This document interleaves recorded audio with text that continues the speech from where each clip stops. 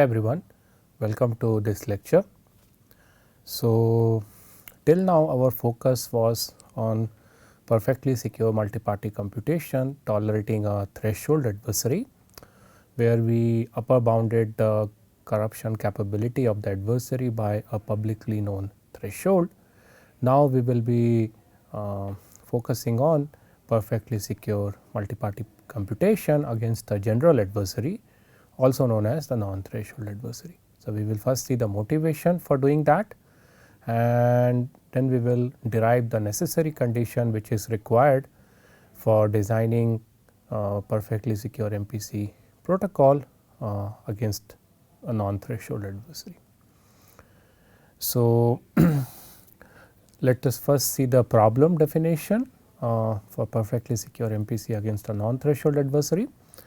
So, we assume here that we have a set of mutually distrusting parties who are connected by pairwise private channels. So, for simplicity I am taking here the case where we have 4 parties, each party has some private input, and the distrust in the system is modeled by this publicly known adversary structure, okay, which is a collection of potential subsets of parties which can be under the control of a computationally unbounded adversary.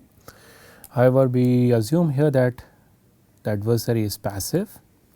That means the corrupt parties will be following the protocol instructions properly, they will not deviate from the protocol instructions. So, for instance, an example of an adversary structure could be this, where we assume that it could be the case that either P1 gets corrupt during the protocol execution, or party P2 or P3 can collectively may get corrupt in the during the protocol execution, or the parties P3 or P4 may collectively get corrupt during the protocol execution.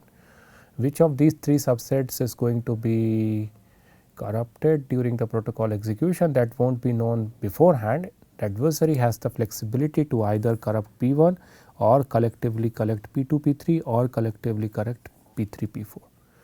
Okay. However, it is not allowed to corrupt one party from one subset, another party from another subset, and so on. So, it has to decide which subset it has to go and target. Okay. And the adversary structure here is monotone. Okay. So, monotone in the sense that if I have some subset B, a potentially corrupt subset of parties which is present in the adversary structure, then any proper subset of B also belongs to the adversary structure. Okay. That means, if P2 and P3 can collectively become corrupt by the adversary, then it is also possible that P2 alone can get corrupt by the adversary, or P3 alone can get corrupt by the adversary. Similarly, if there is a possibility that both P3 and P4 may get corrupt by the adversary, then by monotone property here I mean that it is also possible that only P3 get corrupt or only P4 gets corrupt, and so on. Okay. So, there will be a publicly known function f, which could be over some algebraic structure, it could be either a ring or a field, and for simplicity we assume that each party has a single input for the function. Again, this is without loss of generality, and the function output is y. Again, we assume without loss of generality that there is a single function output which is supposed to be publicly learned by everyone. So, this function f takes the inputs of the parties and produces the output y, and the goal of the parties is to securely compute the function f without disclosing any additional information about their respective inputs. So, we require a mechanism which allows the parties to interact with each other, that will be the MPC protocol. Okay. And that protocol should have the property that if any subset from this adversary structure gets corrupt, then it should not learn anything additional about the inputs of the honest parties, apart from what the adversary could infer from the inputs of the corrupt parties and the function output.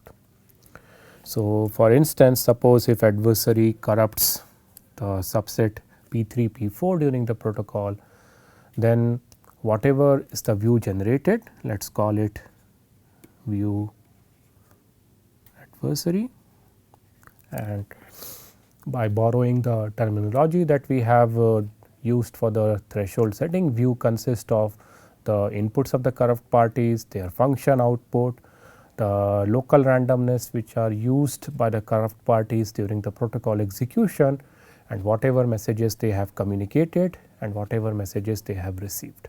That will be the entire view of the adversary. Okay. So, intuitively we want to design a protocol which should satisfy two properties. The first property is the correctness, that means finally the protocol should guarantee that the honest parties obtain the correct output. That means it should not be the case that they obtain output y prime which is different from y, that should not be the case. So, that is what we call as perfect correctness. And the privacy property which we require from the MPC protocol is that adversary should not learn anything additional beyond the function output and the corrupt parties input. So, the term here additional is very loose. Okay. What do we mean by saying that adversary does not learn anything additional? Well, we know now how to formalize this. Okay. We have seen that already in the context of threshold model, threshold adversary setting. So, there by saying that adversary does not learn anything additional, we mean that adversary's view can be simulated based on just the function output and the corrupt parties input. That means anyhow the view of the adversary will have the inputs of the bad guys. So, in this case they are x3 x4 and the function output y. We want that the protocol should not reveal anything additional beyond what could be inferred by the adversary from x3 x4 and y. But in the protocol adversary might have received messages from the honest parties. So, we want to formally capture that those messages from the honest parties are of no use for the adversary to infer anything additional about the inputs of the honest parties, and that can be formally stated by requiring that adversary's view, that means whatever messages it has received from the honest parties specifically could be recreated or simulated based on just the knowledge of the honest based on just the knowledge of the corrupt parties input and the function output. If that is the case, if the view of the adversary could be simulated just based on the corrupt parties inputs and the function output, that means whatever interaction has happened with the honest party and adversary, between the honest party and adversary, does not leak anything additional about the inputs of the honest parties. So, more formally we require the following. We will say that the MPC protocol satisfies the privacy property if there exists a simulator algorithm which will be a randomized algorithm, and which when given the inputs of the corrupt parties and the function output could produce a view by whatever mechanism, and that view should be identically distributed as the view of the adversary which would have been generated during the execution of the MPC protocol by interacting with the honest parties. Okay. And we had seen that how we designed the simulator in the case of threshold setting. Similar thing we are going to do even in the non-threshold setting. So, that will be our privacy definition. If we can design such a simulator who can reproduce, regenerate, simulate the view of the corrupt parties in the MPC protocol, then that basically concludes that whatever information adversary has received or whatever messages adversary has received from the honest parties, they are completely meaningless, they are of no use, they are completely independent of the inputs of the honest parties, because the simulator could reproduce the same view even without knowing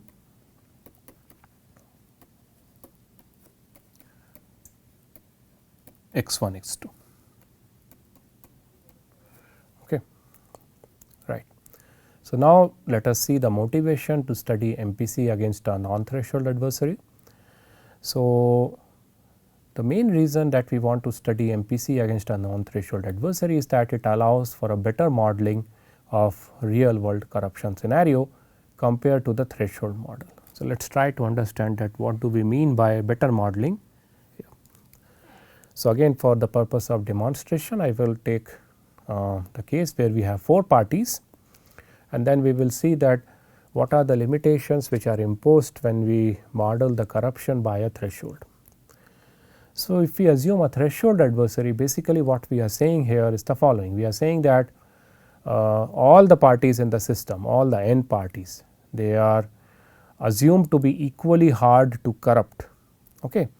And when we say that adversary can corrupt any t of them, by that I mean that adversary has resources to corrupt any t of them. Adversary do not have enough resources to corrupt more than t of them, but this is under the assumption that all the n parties are equally hard to corrupt.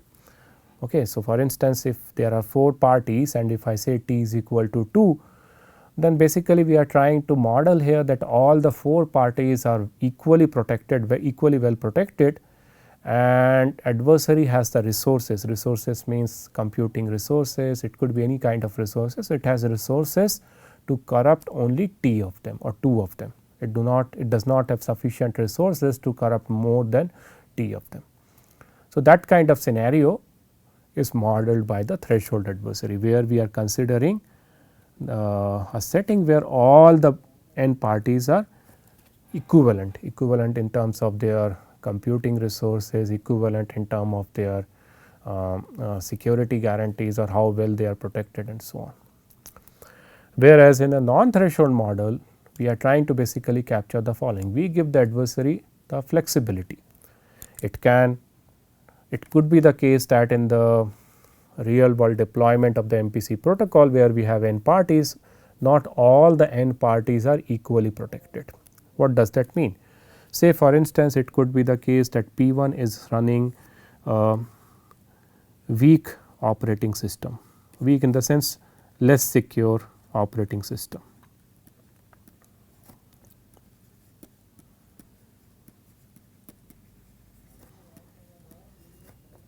Sorry, it should be the other way around. It is running a highly protected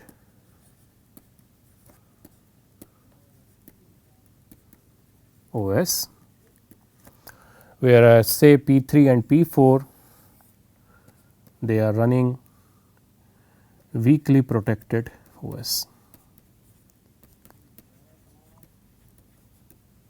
Okay. Suppose that is a deployment scenario, and that is quite possible, that is quite realistic. So, for instance, if someone is running Windows operating system and someone is running Mac operating system, then the security guarantees which are provided by these respective operating systems are different.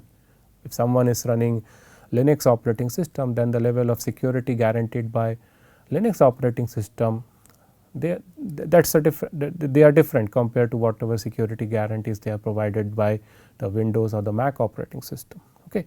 So, if we are in a deployment scenario where different parties are not equivalent in terms of how well they are protected, then a non-threshold model allows the adversary the flexibility to either corrupt many number of poorly protected parties or computer, or a small number of highly protected parties. That means, we can't force a restriction that okay, adversary you can just control any t of them.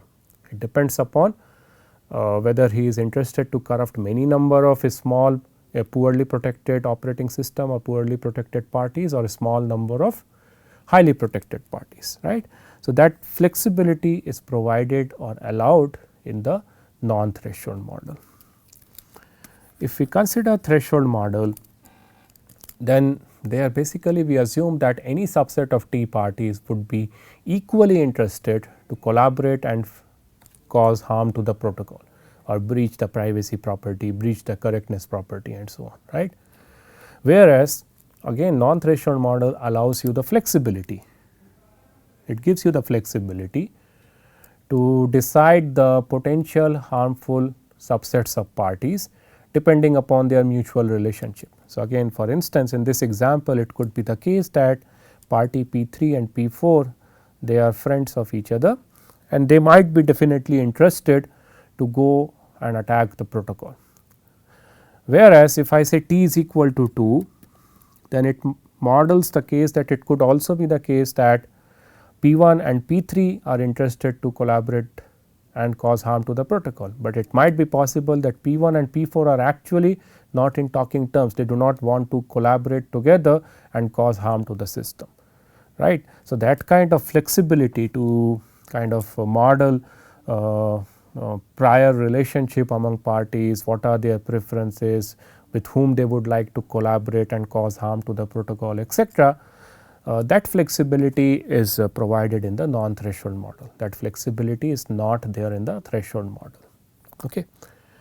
Another reason motivation for studying the non-threshold model is that it is a generalized form of adversary, right.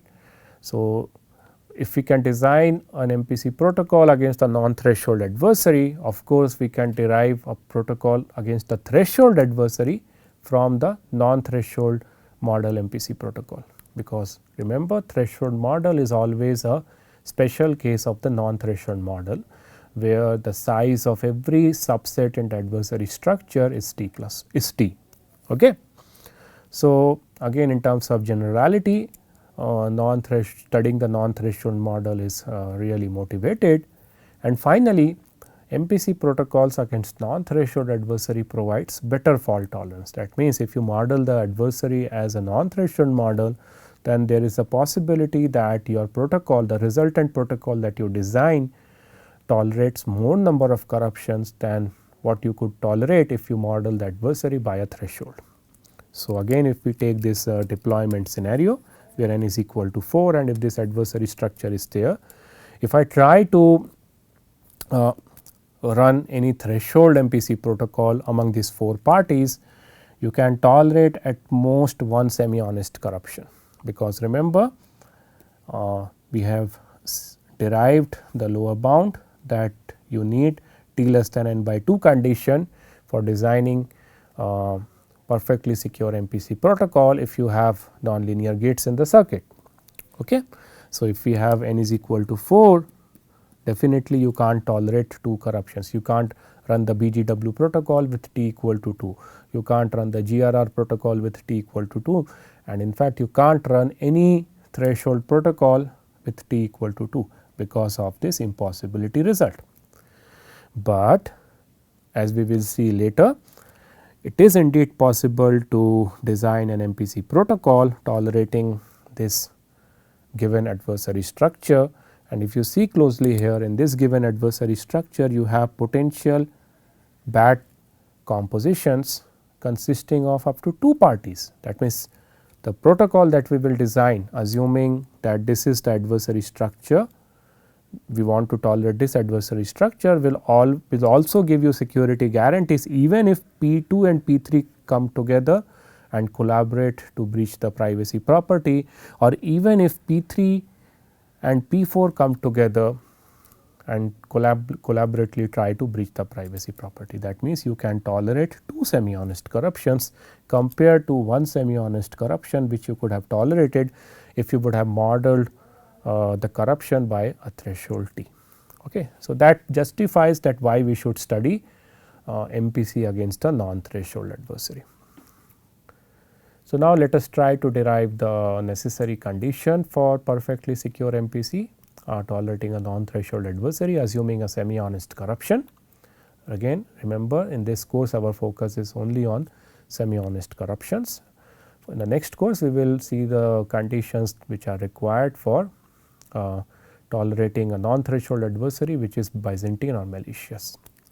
So, similar to the case of threshold setting where we had the requirement or the necessary condition that T should be strictly less than n over 2 for any generic MPC perfectly secure MPC protocol.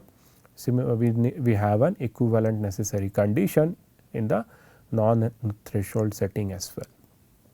So, the condition is derived based on what we call as QK condition. So, let us first try to understand what is QK condition, where Q is within parenthesis. So, imagine you are given a set of parties S, it could be the entire set of n parties or it could be a subset of those parties. So, imagine you are given a set of parties S, we will say that this subset S satisfies the QK condition if the following hold. Given the adversary structure gamma, you take any k subsets from that adversary structure. The union of those k subsets which you have decided should not cover the entire set of parties S. That means, there should be at least one party which is still present in S, but not present in the union of those k subsets. If that is the case, then we will say that the set of parties S satisfies the QK condition, and this should hold for any k subsets from the adversary structure. Even if there exists one collection of k subsets from the adversary structure which covers the entire set of parties S, we can no longer say that S satisfies the QK condition. So, this should hold for every k subsets. Okay. The condition should hold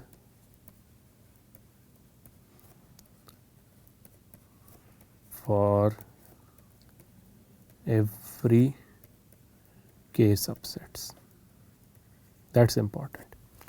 So, formally what I am saying is the following: you are given the adversary structure gamma for every subsets Bi1, Bi2, Bik which you take from your adversary structure, the union of those k subsets should be a proper subset of your set of parties. Okay.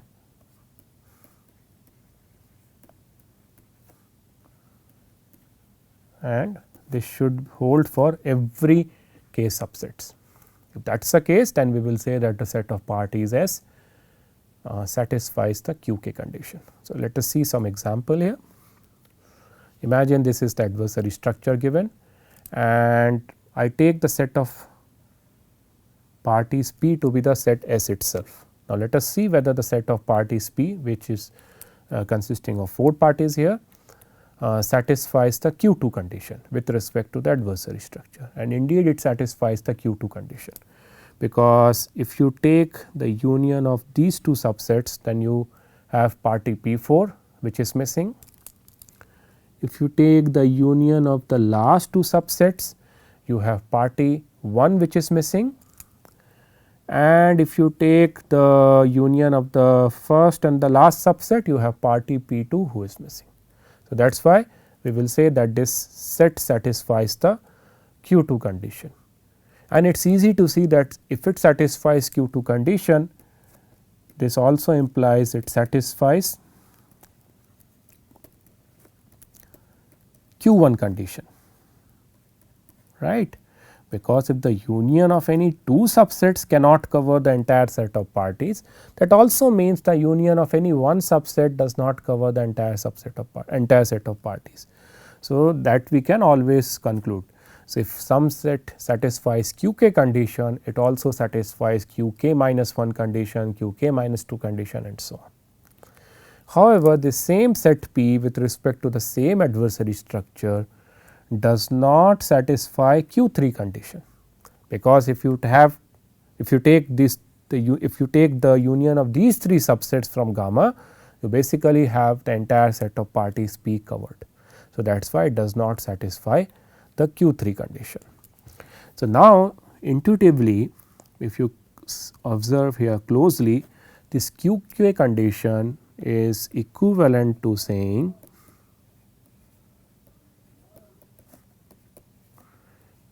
that your T should be less than n over k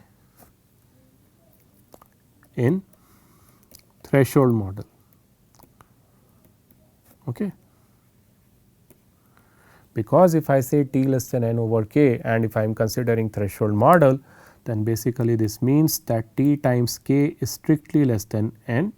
That means you take any if I take k subsets of size T, right, overall their union is strictly less than n.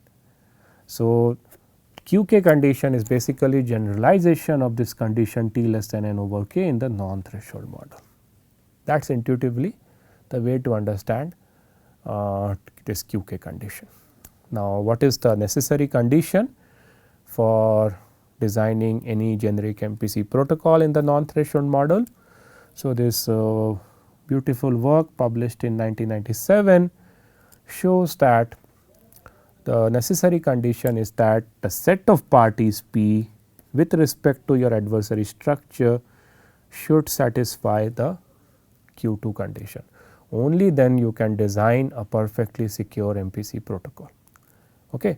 That means you have the set of parties n parties and now you give me an adversary structure. If that adversary structure with respect to that adversary structure Q2 condition is satisfied, then I can design a protocol. But if you give me an adversary structure with respect to which the Q2 condition is not satisfied, I cannot design an MPC protocol.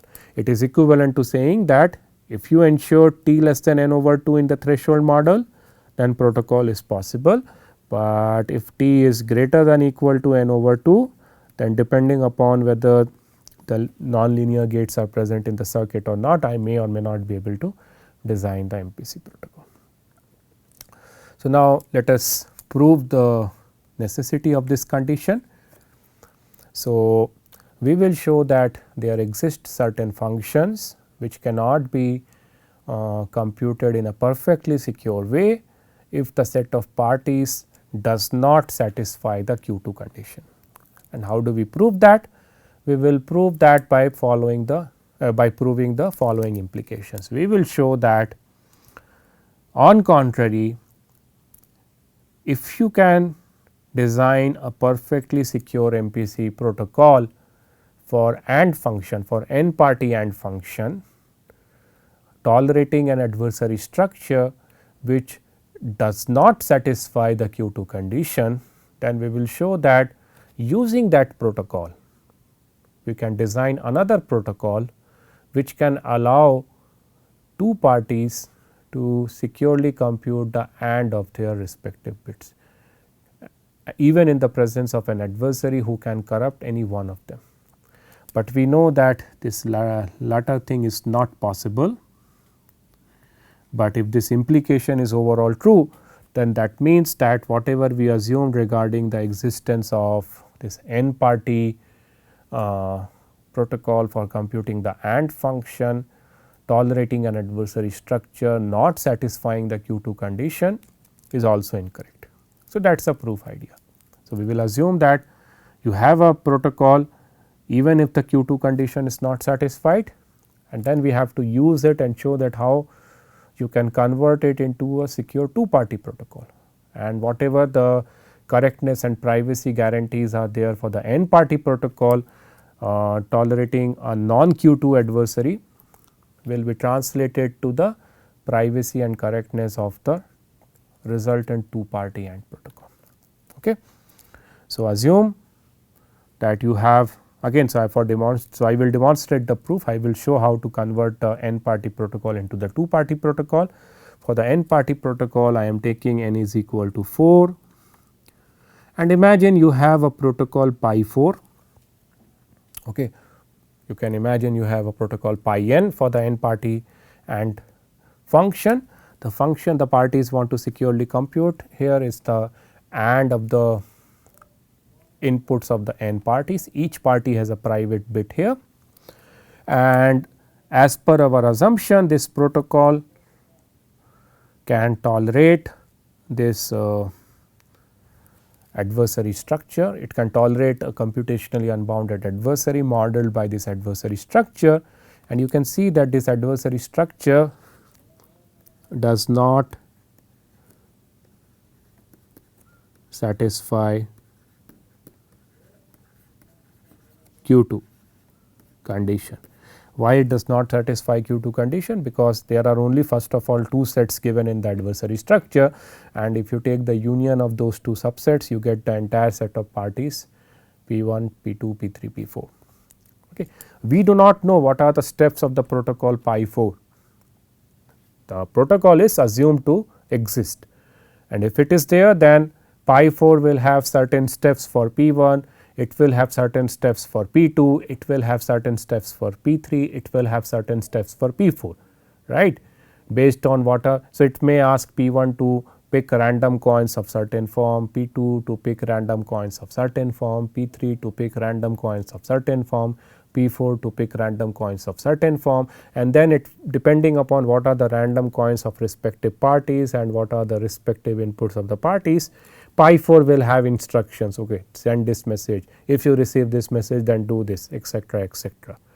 We do not care what are the internal details of the protocol pi sub 4. It is an abstract protocol which we are assuming that it exists. It has the correctness property, it has the privacy property, even though your adversary structure violates the Q2 condition. Okay. That is what we are assuming here. Now, using this protocol, assuming such a protocol is there, we will design a protocol pi sub 2 which will allow two parties, say Alice and Bob, with private inputs A and B respectively, which are bits, and their goal is to basically compute the AND of A and B. We know no such protocol is there, okay, but we will see that assuming protocol pi sub 4 is there, how we can design a protocol which allows PA Alice and Bob to compute securely the AND of their respective bits. And again the proof will be very similar to what we have seen when we derived the necessity condition of t less than n over 2. There we first argued the impossibility of existence of any perfectly secure two party and protocol, and then we generalized that argument to show that there exists no protocol for securely compute n party and if t is greater than equal to n over 2. We are going to use similar argument here. So, what PA is going to do? It will take the protocol code of P1 and protocol code of P3 as per the protocol pi 4 and run their actions assuming that they are participating in the protocol pi 4 with input bits A and A respectively. That means, whatever is the input of Alice, she is basically playing the role of P1 and P3 as per the protocol pi 4, assuming that P1 and P3 would have participated in the protocol pi sub 4 with their respective inputs being A. And the same way, as part of the protocol pi sub 2, Bob is going to do the following. His private bit is B. He is going to play the role of party P sub 2 and P sub 4 as per the protocol pi 4, assuming that P2 and P4 have their respective inputs B. And if in the protocol pi sub 4 there is any step where say P1 needs to communicate to any of the parties P2, P4, or P3 needs to communicate to any of the parties P2, P4 and vice versa. Say P2 needs to communicate to P1 or P3 or P4 needs to communicate to P1, P3, then in that case Alice and respectively Bob exchange those messages with each other in the protocol pi sub 2. So, that is what is the whole protocol pi sub 2. The protocol code is Alice runs the steps of pi 4 assuming P1 and P3 have their inputs A, Bob runs P2, P4 assuming that they are participating in protocol pi sub 4 with inputs B. Whenever P1, P3, P1 or P3 any of the parties in P1, P3 is supposed to communicate to the parties P2 or P4, Alice sends those messages to Bob. Whenever P2 or P4 is supposed to communicate any message to P1 or P3 in the protocol pi sub 4, Bob sends those messages to Alice in the protocol pi sub 2. That is what is the whole protocol. And it is easy to see that basically what Alice and Bob are trying to do is they are trying to basically compute, they are basically running an instance of the protocol pi sub 4 to compute the AND of A and B and B, assuming that Alice has inputs of 2 of the parties, namely P1, P3, and Bob has inputs of 2 of the parties P2, P4. That is what Alice and Bob basically are doing in the protocol pi sub 2. Now, what we can say, correctness of the protocol pi sub 2 is obviously there. If indeed protocol pi sub 4 satisfies the correctness property and it outputs the AND of bits of the n parties, n is 4 in this case, then so is the protocol pi sub 2. Pi sub 2 will allow Alice and Bob to compute the AND of their respective bits. So, the correctness property of pi sub 4 translates to the correctness property of pi sub 2. Now, let us argue the privacy. In the protocol pi sub 2, either Alice could get corrupt or Bob could get corrupt. If Alice gets corrupt by the adversary, then what will be the view of Alice or the adversary in the protocol pi sub 2? Well, it will be identical to the view of party 1 and party 3 if they would have participated in the protocol pi sub 4 with inputs A and A each, right. And if adversary would have corrupted parties P1, P3, that is possible, because in the protocol pi sub 4 it is either P1, P3 which can get corrupt or P2, P4 which can get corrupt, which translates to the fact that either Alice could get corrupt in protocol pi sub 2 or Bob could get corrupt in the protocol pi sub 2. Okay. So, if Alice gets corrupt, her view will be identical to the view of P1, P3 as per the protocol pi sub 4, but we know that if pi sub 4 has privacy property, and we are assuming it has privacy property, then it implies that the collective view, view 1, view 3, when the parties P1, P3 gets corrupt is independent of the inputs B2, B4. That means, it could be any B2, B4 which could have produced the view, view 1, view 3, and B2, B4 in this case are the inputs of Bob. So, and Alice knows that Bob has actually played the role of P2, P4 with the same input. So, it could be either 0, 0 or 1, 1, but the privacy property of pi sub 4 guarantees that the view of the Alice, which is actually the view of P1, P3, is independent of whether the inputs of 2, 4 are 0, 0 or 1, 1, or in essence whether the input of Bob is 0 or 1. And running the same argument, if adversary would have corrupted P2, P4 in the protocol pi sub 4, that is equivalent to saying that Bob gets corrupt in the protocol pi sub 2, and if Bob gets corrupt in the protocol pi sub 2, then its view is identical to the view of corrupt P2 and corrupt P4 as per protocol pi sub 4, but that view is independent of whether A comma A is 0, 0 or whether A comma A is 1, 1.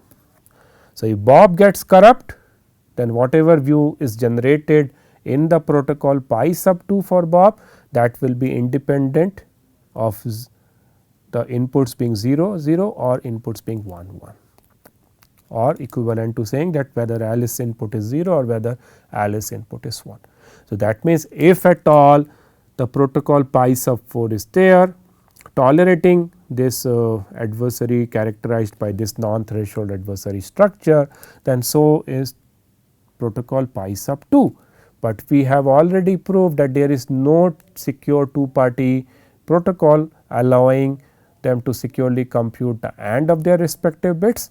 That means whatever we assumed regarding the existence of pi sub 4, that is false, and that shows that this Q2 condition is indeed a necessary condition. With that, I end this lecture. Thank you.